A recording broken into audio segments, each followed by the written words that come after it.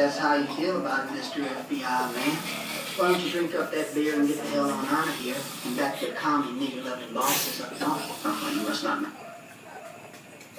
Wala pala.